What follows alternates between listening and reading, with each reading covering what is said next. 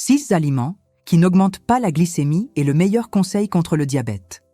Chaque jour, plus de 1000 amputations ont lieu à cause du diabète. 1000 personnes qui perdent une partie de leur propre corps. Et le plus effrayant? Beaucoup d'entre elles pensaient bien faire. Elles suivaient ce qu'on leur avait toujours dit, mangeaient ce qui semblait sain, évitaient les sucreries. Mais malgré cela, leur glycémie ne cessait de grimper. Le danger ne réside pas seulement dans ce qui est sucré.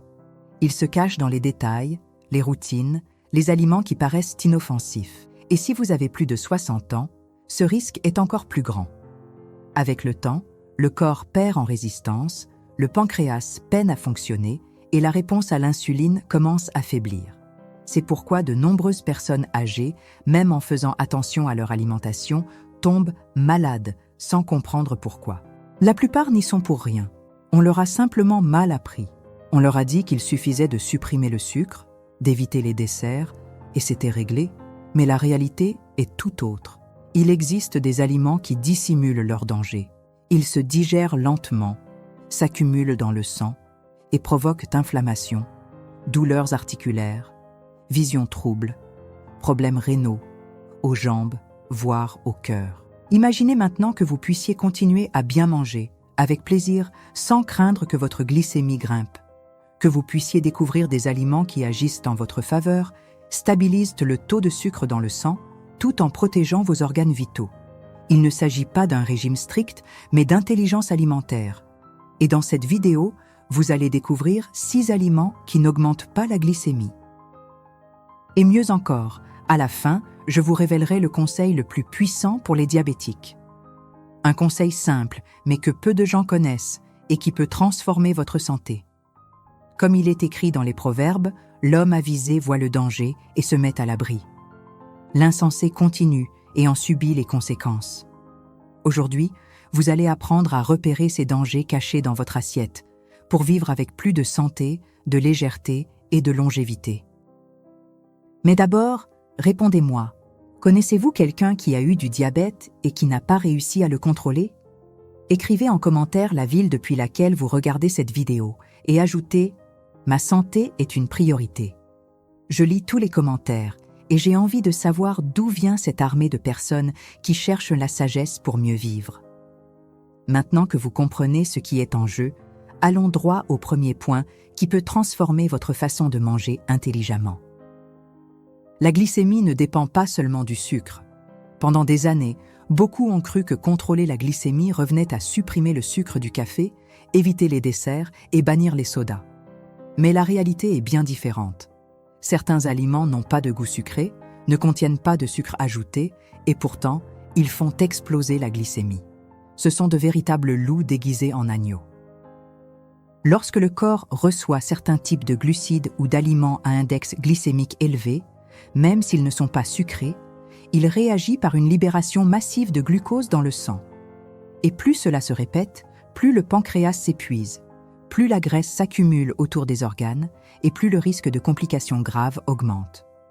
Dans de nombreux cas, le patient affirme ne manger que du riz, du pain, un peu de fruits, et pourtant ne comprend pas pourquoi sa glycémie reste élevée. Le problème réside dans la répétition silencieuse de choix qui semblent inoffensifs.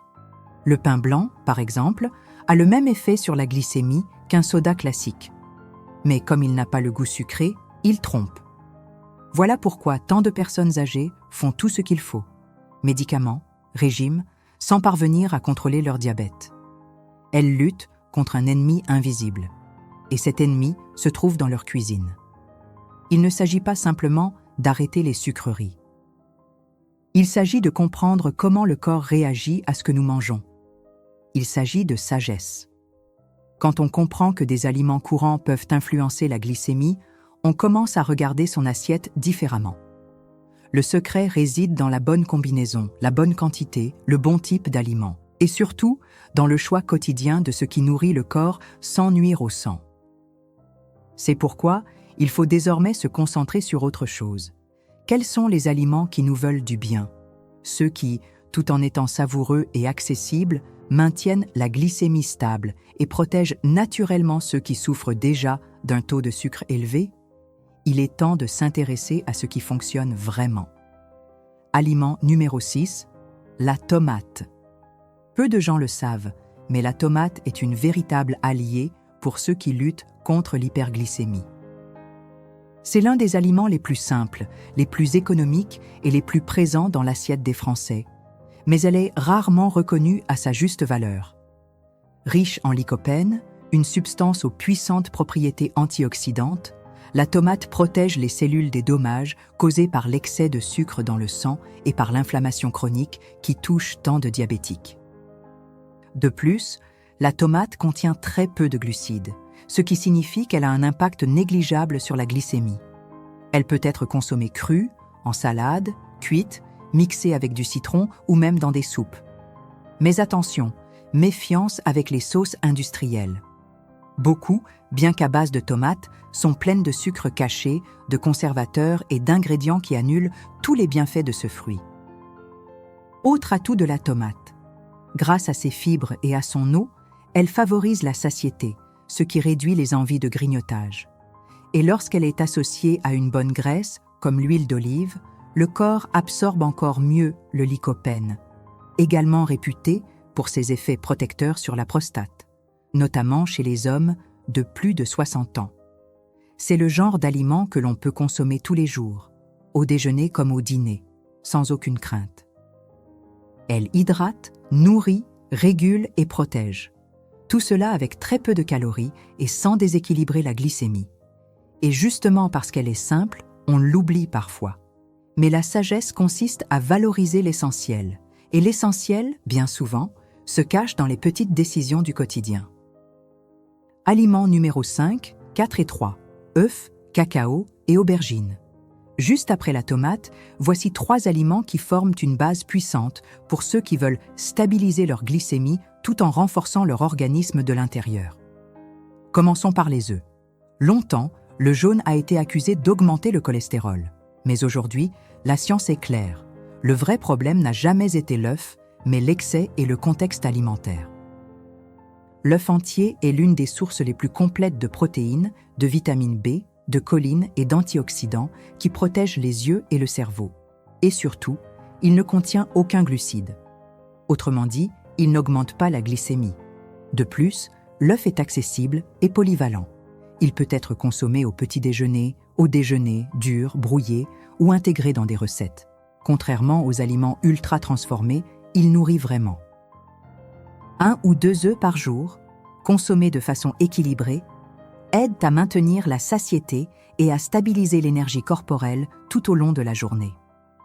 Le cacao, quant à lui, s'il est consommé correctement, est presque un médicament naturel. Riche en flavonoïdes et en puissants antioxydants, il agit directement sur la sensibilité à l'insuline, la santé cardiaque et même sur l'humeur. Mais attention, il ne s'agit pas ici de chocolat au lait ou sucré. Les bienfaits se trouvent dans le cacao pur ou le chocolat contenant plus de 70% de cacao. Et la dose est importante. Environ 30 grammes par jour suffisent. Au-delà, il n'y a plus de bénéfices et cela peut même devenir contre-productif. Parmi les légumes, l'aubergine mérite une mention spéciale. Très peu calorique, riche en fibres solubles, elle a une capacité surprenante à réduire le mauvais cholestérol tout en contribuant à réguler la glycémie. Les fibres de l'aubergine agissent comme une éponge dans l'intestin, ralentissant l'absorption du sucre par l'organisme. Qu'elle soit rôtie, cuite à la vapeur, grillée ou même mixée dans des jus naturels, elle est une alliée de taille pour une santé maîtrisée avec intelligence. Ces 3 aliments, intégrés régulièrement, constituent une base solide pour une alimentation qui nourrit sans nuire. Et ils prouvent qu'il est tout à fait possible de bien manger, avec plaisir, sans renoncer à sa santé. Aliments. Numéro 2 et 1. Poisson et café sans sucre. Peu d'aliments offrent autant de bienfaits pour le corps que les poissons. Et ici, il ne s'agit pas seulement de saumon ou de thon. Même le poisson le plus simple, celui que l'on trouve facilement au marché ou dans les supermarchés de votre ville, possède déjà des propriétés précieuses. Source de protéines légères, faciles à digérer et de bonne graisse, le poisson aide à protéger le cœur, améliore la circulation et contribue à la stabilité de la glycémie. C'est un aliment qui nourrit sans surcharger. idéal pour ceux qui vivent avec le défi de maintenir leur taux de sucre sous contrôle. Dans mon cabinet, j'ai reçu un patient qui, pendant des années, évitait le poisson, pensant qu'il était trop cher ou compliqué à préparer. Après une simple conversation, il a décidé d'introduire la sardine 2 fois par semaine. En moins de 3 mois, ses analyses ont montré une nette amélioration de sa résistance à l'insuline. Et le plus intéressant, c'est qu'il dépensait moins pour se nourrir et se sentait plus léger, avec moins de douleur et plus d'énergie pour marcher. Un autre élément surprenant est le café. Mais voici un avertissement important. Le café n'est bénéfique que s'il est consommé de la bonne manière. Filtré ou espresso, sans sucre. Avec modération. 3 tasses par jour de 200 ml chacune suffisent pour profiter des bienfaits. Des études montrent que les personnes qui respectent cette consommation ont un risque réduit de développer un diabète de type 2. En plus de cela, le café contient des composés bioactifs qui aident à protéger les cellules du pancréas et à améliorer la sensibilité à l'insuline. Mais la plupart des gens continuent de sucrer leur café, adoucissant ce qui est naturellement amer. Et c'est là que se trouve l'erreur. Le sucre, même en petite quantité répartie sur la journée, s'accumule et dérègle complètement la réponse du corps. C'est pourquoi ceux qui parviennent à faire la transition et à réduire progressivement le sucre dans le café remarquent rapidement une amélioration de leur contrôle glycémique. Et plus encore, ils redécouvrent le véritable goût du café, celui qui réveille, réchauffe et protège. Le meilleur conseil pour les diabétiques, le test révélateur. Lors d'une consultation, un patient m'a raconté que chaque fois qu'il mangeait de l'avocat, sa glycémie augmentait. Sur le moment, j'avoue avoir douté. Après tout, l'avocat est un fruit riche en bonne graisse et faible en sucre. Mais au lieu de discuter, j'ai proposé que nous fassions un test immédiatement. Nous avons mesuré sa glycémie à jeun, il a mangé l'avocat et 2 heures plus tard, nous avons refait le test. Le résultat ne mentait pas. Sa glycémie avait grimpé en flèche. Ce jour-là, il n'a pas seulement appris quelque chose sur l'avocat, il a appris quelque chose sur son propre corps. Chaque organisme réagit différemment. Ce qui fonctionne pour l'un peut ne pas convenir à un autre, et l'erreur, c'est de suivre des régimes génériques sans écouter ce que notre corps essaie de nous dire. C'est pourquoi le conseil le plus précieux que je puisse vous donner ne réside pas dans un aliment, mais dans un geste simple. Testez votre glycémie 2 heures après avoir mangé. Un petit appareil, le glucomètre, peut révéler ce qui reste habituellement caché. Il dévoile une vérité silencieuse que beaucoup ignorent pendant des années. Pour une personne non diabétique, le taux idéal 2 heures après le repas est inférieur à 140. Pour ceux déjà diagnostiqués, la limite est de 180. Au-delà, c'est un signal d'alerte. Cela signifie que quelque chose dans votre repas est déséquilibré. Peut-être la quantité, la combinaison ou même l'horaire. Mais en testant, on apprend. Et en apprenant, on fait de meilleurs choix. Cette habitude transforme. Elle fait sortir le patient de l'obscurité, l'empêche de dépendre uniquement des suppositions et le met sur le chemin d'une conscience alimentaire réelle. Tester, c'est ouvrir les yeux. C'est mettre de la lumière là où il n'y avait que des doutes. Et plus c'est fait tôt, plus on a de chances d'éviter des complications. Comme le disait Socrate, celui qui connaît son propre corps vit en paix avec lui. Il n'existe pas de plus grande sagesse que de comprendre comment votre propre sang réagit à ce que vous mettez dans votre assiette.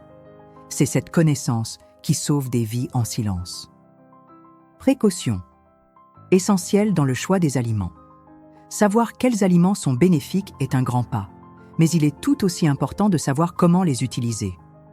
Parfois, le problème ne réside pas dans l'aliment en lui-même, mais dans la quantité ou la manière dont il est combiné avec d'autres. Le corps ne comprend pas seulement ce que vous mangez, mais aussi combien vous en mangez et comment cela s'intègre dans votre quotidien. Un aliment sain peut perdre ses bienfaits s'il est consommé en excès ou mélangé avec les mauvais ingrédients. C'est le cas d'une assiette remplie de riz blanc avec une petite portion de légumes. Même si les légumes sont bons pour la santé, la charge glucidique surcharge l'organisme. À l'inverse, en inversant les proportions, plus de légumes, une protéine légère, moins de riz, l'effet est complètement différent. Un autre point essentiel est de lire les étiquettes attentivement. De nombreux produits vendus comme sains regorgent de sucre caché, de farine raffinée et d'additifs qui augmentent l'inflammation silencieuse. Il faut savoir regarder au-delà des beaux emballages. Le véritable soin se trouve dans les détails. Et il y a encore un facteur que peu de gens prennent en compte, la fréquence. Manger sainement de temps en temps ne suffit pas. Ce qui change la santé, c'est la constance. C'est transformer une bonne habitude en une pratique quotidienne. C'est faire des bons choix, une routine silencieuse mais puissante. Voilà ce qui, à long terme, construit un corps plus équilibré, avec plus d'énergie et moins de souffrance. C'est pourquoi, si vous êtes réellement décidé à appliquer ces connaissances dans votre quotidien et à transformer votre alimentation de manière simple, pratique et efficace, je vous recommande de découvrir notre guide de recettes pour ne plus tomber malade. Il a été conçu pour ceux qui veulent mettre tout cela en pratique facilement. Le lien se trouve dans la description et également dans le premier commentaire épinglé. Ce n'est pas un produit ordinaire. C'est un véritable outil de transformation qui peut marquer un tournant dans votre parcours vers la santé. Et dites-moi aussi depuis quelle ville vous regardez cette vidéo. C'est toujours émouvant de voir jusqu'où ce message peut aller. Et si ce contenu vous a parlé, s'il vous a aidé d'une quelconque manière, écrivez dans les commentaires « Ma santé est une priorité ». Chaque commentaire que je reçois ici montre que nous ne sommes pas seuls. Il y a une multitude de personnes qui cherchent à vivre avec plus de sagesse, de légèreté et de temps auprès de ceux qu'elles aiment. Et si vous voulez passer à l'étape suivante de ce chemin, notre guide de recettes pour ne plus tomber malade peut être l'outil idéal. Il est disponible dans la description et dans le premier commentaire épinglé. Il a été créé avec beaucoup de soin, pensé spécialement pour vous qui ne voulez plus faire d'erreurs dans votre alimentation et qui êtes prêts à transformer votre santé avec des choix simples, accessibles et vrais. Souvenez-vous, le temps passe, mais chaque décision que vous prenez aujourd'hui peut construire un avenir plus fort, plus stable et plus heureux. Car bien vivre n'est pas une question de chance. C'est une décision. Et toute décision commence par un premier pas. Que le vôtre soit maintenant.